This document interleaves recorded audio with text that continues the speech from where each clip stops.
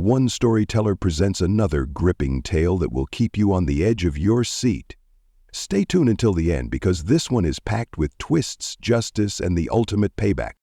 The sun was just beginning to rise over Washington, D.C., casting a golden glow over the towering buildings. A black SUV rolled to a smooth stop outside a high-security government office, its tinted windows concealing the powerful figure inside. The door swung open, and out stepped a man whose very presence commanded respect.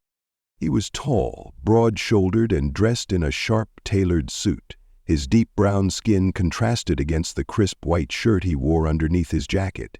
His eyes, sharp as a hawk's, surveyed the street with the caution of a man who had spent decades navigating dangerous waters.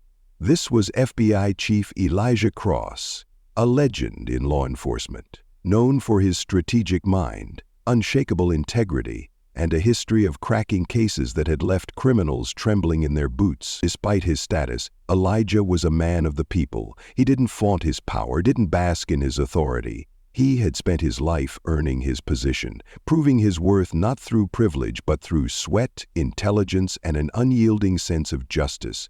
And today he was about to be reminded that, to some, even his impeccable reputation wouldn't be enough. Wait. As Elijah walked toward the entrance of a federal building, a uniformed cop standing guard narrowed his eyes.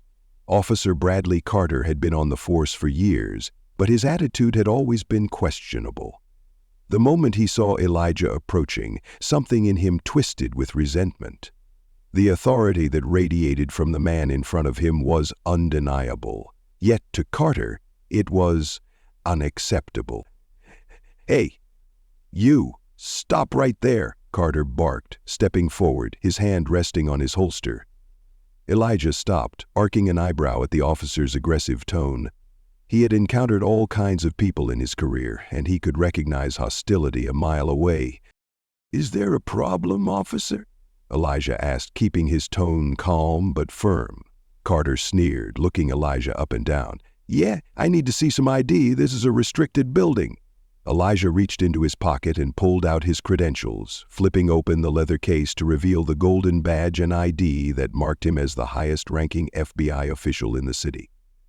"FBI Chief Elijah Cross.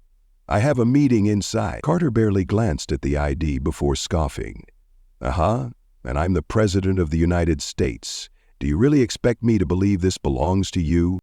Elijah exhaled slowly. He had dealt with ignorance before, but what happened next took things to a whole new level. Before Elijah could respond, Carter took a step closer and shoved him, hard.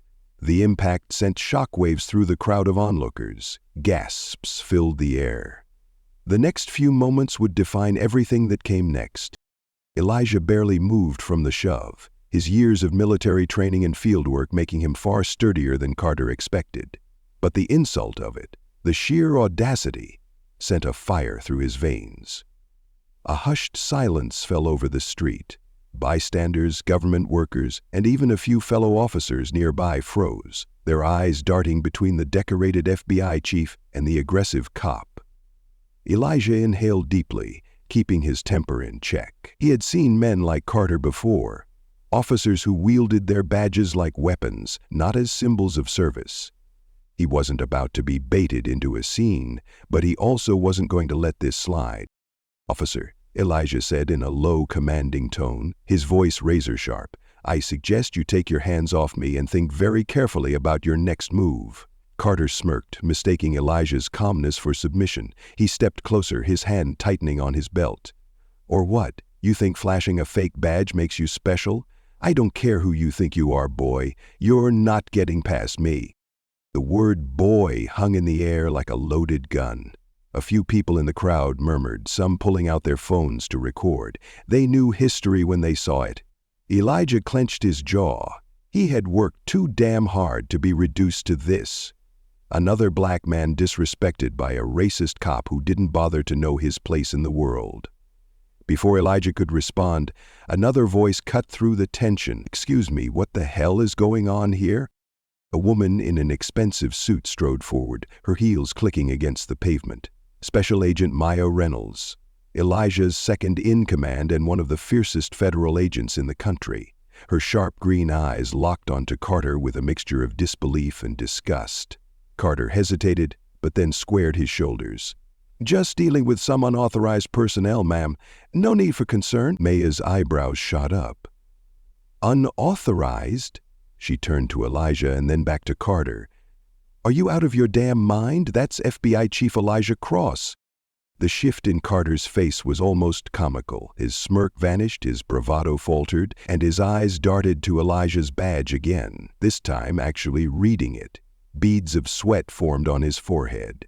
Elijah tilted his head, watching the realization dawn on the foolish officer. But it was too late. The cameras were rolling, the witnesses were present, and the damage was done. Maya crossed her arms. "You assaulted the highest-ranking FBI official in the city. In broad daylight, in front of a crowd."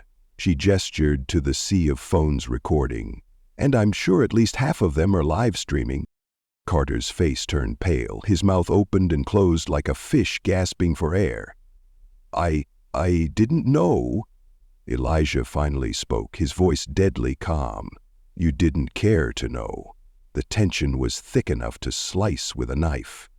Carter's hands trembled slightly as he took a half-step back. He knew he was in deep trouble, but he still had no idea just how deep it was about to get, because Elijah wasn't just going to let this go. Officer Bradley Carter wasn't just another cop on the force. He was a product of a system that had protected and enabled men like him for years. His story didn't start with Elijah Cross. It started long before, in a small town where power belonged to the ones who knew how to wield fear. Carter grew up in rural Georgia, where his father, Gerald Carter, was a respected sheriff.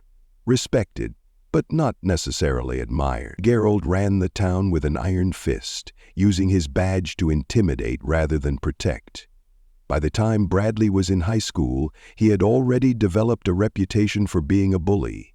If he got into a fight, it was never his fault. Teachers turned a blind eye. His father would show up, flash his badge, and the problem would disappear. When Carter joined the police academy, he wasn't there to protect and serve. He was there to win. He excelled in physical training, but had a questionable record when it came to judgment calls. Complaints were dismissed. Concerns were ignored. Carter got his badge, but what he really got was permission. Permission to be exactly the kind of officer he wanted to be. And now, for the first time in his life, he had crossed a line he couldn't erase.